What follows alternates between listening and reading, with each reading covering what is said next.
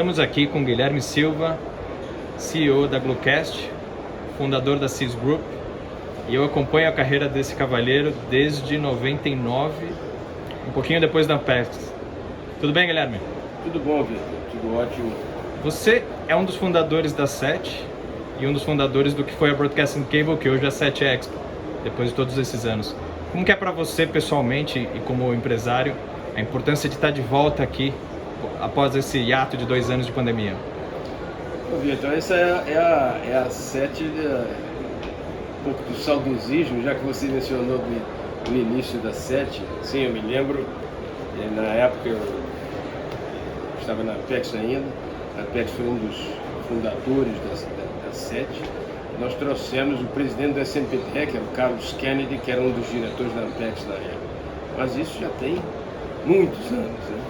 É ótimo estar de volta da SET, não só pela parte de ver os amigos e ver clientes. Como você sabe, a minha carreira de televisão começou no Brasil, para ser exato, 23 de novembro de 1976, foi meu primeiro dia numa estação de televisão. E não só pelo lado pessoal de reencontrar esses amigos, né, que a gente não vê por causa da pandemia, mas também por ver que o mercado está reagindo, já reagiu. O primeiro dia foi absolutamente fantástico, então era uma coisa que tinha que voltar e voltou muito bem, eu diria. E acompanhando vocês, eu vejo a expansão internacional do grupo CIS e a expansão da Glucast nesse momento. Como é que está a parte de gestão da empresa, falando especificamente em Glucast? Só, a Glucast é uma empresa de pequeno porte, mas que tem um footprint global, né? E que a gente teve que adaptar a gestão da empresa e desenvolvimento a essa realidade. Por que o footprint global? Porque o tipo de mercado que a gente trabalha, que são contas enterprise, então nós temos clientes em Hong Kong, em Taiwan, Austrália, Estados Unidos, Suécia, Brasil, Argentina, espalhado na Grécia. E as necessidades de cada uma dessas regiões são ligeiramente diferentes. Então, hoje a gente tem centros de desenvolvimento, obviamente, nos Estados Unidos, em Portugal, e tem um centro de desenvolvimento considerável que continua crescendo aqui em São Paulo. A gente tem, ontem aqui no stand, a gente tinha, da equipe brasileira, a gente tinha 7 developers aqui. Alguns ainda estão de volta. Sob o ponto de vista de gestão, cada um desses centros começou a ter necessidade de pós-venda, de deployment de sistemas, pós-venda, pré-venda. Então é complicado você ter uma gestão internacional e ter que viajar o mundo inteiro. Hoje, cada uma dessas unidades tem uma relativa autossuficiência. Eu tenho uma posição de supervisionar as operações a nível global. Sempre venho ao Brasil, que foi onde a gente, de certa forma, começou.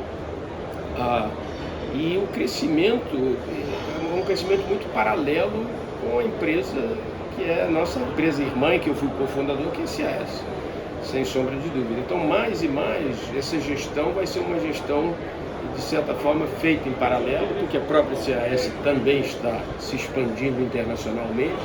Hoje tem toda a costa leste dos Estados Unidos e outras coisas estarão aí vindo muito, muito em breve. E é uma cogestão, eu me permito dizer isso sobretudo no Brasil, porque todo mundo conhece o MET, então é uma cogestão que vai cada vez mais crescer entre eu e o MET, de a gente dividir aí as responsabilidades sob o ponto de vista não só de mercado brasileiro, mercado americano, mas também a nível de mercado mundial. E uma coisa que eu percebo nesses anos de convivência como imprensa com vocês é a tua visão sempre foi muito global, né? Pela tua relação com as fábricas como representante de fábrica e depois como fabricante também, você conseguiu dar esse salto para conseguir vender nos key customers no mercado americano e na própria Europa, né? Sem dúvida, eu acho que tem sido para mim uma mistura de visão com, eu te diria, gestão de risco, administrar o risco, porque é um processo de adivinhação. A gente não poderia, por exemplo, adivinhar que iria existir uma pandemia. Algumas coisas a gente consegue olhar e ter a visão delas, e a minha posição, usando o que você disse, de visão global, sempre foi decorrente do fato de eu viajar muito. Então eu visito estações de televisão, honestamente, no mundo inteiro. De China, ao Japão, onde você quiser, tem alguma estação de televisão que eu visitei. E você observa que, embora os problemas sejam comuns, aí, em termos de processo, em termos de optimização, há determinadas nuances que são diferentes. Quando você volta ao Brasil, foi onde o CAS, e de certa forma o Bluecast começou, o Bluecast não começou especificamente no Brasil, mas tem tudo a ver com o Brasil, você começa a entender que, sob o ponto de vista de conhecimento, sob o ponto de vista de gestão corporativa, de business strategy, que o mundo de mídia no Brasil é uma escola que nos permite concretamente ir lá fora e, falando de forma absolutamente aberta, fazer bonito, não é? Como a gente costuma dizer. Então você olha, por exemplo, vou te dar um exemplo típico. Onde o Bluecast tem hoje o maior sucesso, do seu ponto de vista de business, são em contas corporativas, como NBC, CBS, você vai para a Europa, TV espanhola, SVT na Suécia, TV2 na Dinamarca e assim por diante. Na França também, Arte TV. O que acontece com isso? O que acontece é que os grandes conglomerados de Systems Integrators, eu não vou mencionar nomes por questões de ética, mas todo mundo sabe quem são, nas Américas e na Europa, eles trabalham com volume. E trabalhar com volume exige, com números apenas, exige um determinado processo que é ótimo para o sistema, para o integrador de sistemas, mas não tão bom para o cliente. As mudanças de tecnologia que foram aceleradas com a pandemia, o que a gente nota hoje é que o cliente precisa da empresa boutique, como eu chamo, do integrador de sistemas boutique, do fabricante boutique. O que é que eu quero dizer com isso? Que ele vai discutir o problema dele, não vai chegar com uma lista de supermercado, isso é o que precisa. Vai discutir o problema, vai tentar trazer uma solução e a gente tem a capacidade, evidentemente, de customizar essa solução em função de ter um background de desenvolvimento e hoje a gente tem um grupo muito eficiente na parte desse desenvolvimento. Então é essa, a visão é estritamente, eu diria que small is beautiful. A gente consegue reagir rapidamente, entende sem eu querer super promover a Bluecast, a gente entende do workflows e é, como diria o americano, second to none nesse métier. E essa tem sido a razão do sucesso e que eu acho que a gente está entrando numa nova fase, tanto de Bluecast quanto do CAS, estamos nos preparando para essa fase pós-pandemia. Eu conversei com vocês a última vez em Las Vegas na NAB Show.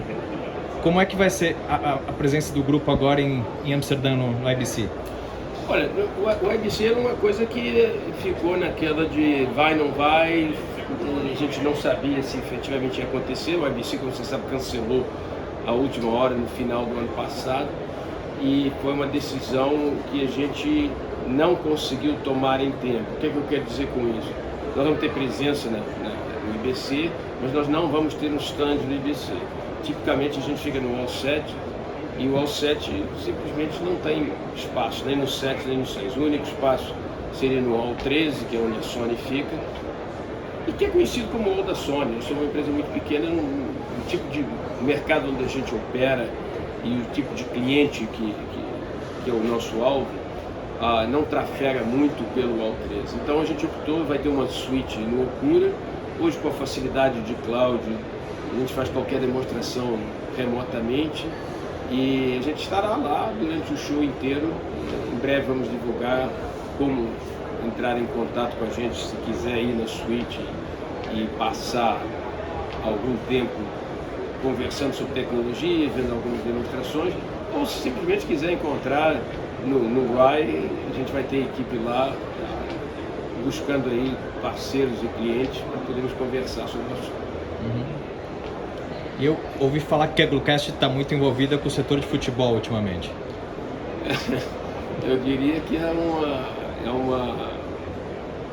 é uma coisa muito especial para nós, não só no futebol em si, mas em esporte. A gente vem estabelecendo contatos. E o maior sucesso, o primeiro desse sucesso, é a Copa do Mundo aí no dia 20 de novembro. Vamos dizer que eu vou estar um pouco estressado quando a Copa abrir. Nós acabamos de embarcar a primeira parte dos sistemas que vão fazer o Feed Ingest em Qatar, para Qatar Media Corporation, o host broadcaster que está controlando isso. Então são 48 canais de XAVC 100 HD, iFrame Rate, e mais 9 canais de Ultra HD XAVC 300, obviamente 50p também, e que foi o resultado de, mesmo na pandemia, a gente dar um jeito de ficar viajando, e foram 2 anos de trabalho e que a gente conseguiu esse sucesso direto, não foi através de nenhum integrador, foi uma negociação direta. E aqueles que estão envolvidos no esporte sabem que negociar para uma Copa do Mundo não é das coisas mais fáceis. Agora é ter certeza que vai dar tudo certo ali, né? Como eu disse, já embarcamos na última sexta-feira a primeira leva de servidores, e agora esperar a Copa e usar esse sucesso para outros grandes eventos esportivos que virão após esse, nos quais a gente já está trabalhando. Não posso falar mais do que isso nesse instante. Esse é um projeto de motivo de grande orgulho, e você vê o nível que a empresa chega, porque é um projeto único, né? E é também um projeto, Vitor, que de certa forma incentivou essa gestão que eu falei há pouco com você, de ser uma cogestão onde a gente vai trabalhar cada vez mais em paralelo com a CIS Group a nível mundial, porque, com toda a sinceridade, Qatar, embora tenha sido uma negociação direta do Bluecast, sem o apoio da CAS no projeto da Copa do Mundo, teria sido muito difícil. Muito mais difícil do que foi. O que a gente pode falar em relação ao futuro da operação? O futuro da Bluecast em relação à tecnologia? Olha,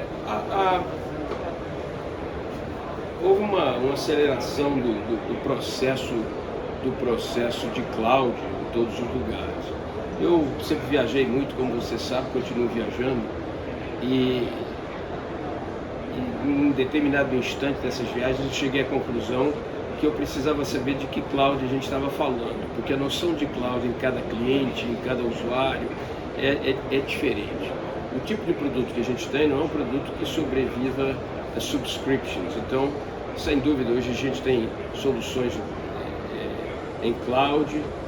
Nós não oferecemos ainda um serviço integralmente no cloud, mas todos os sistemas são cloud deployable e tem várias aplicações funcionando em clientes baseadas em cloud.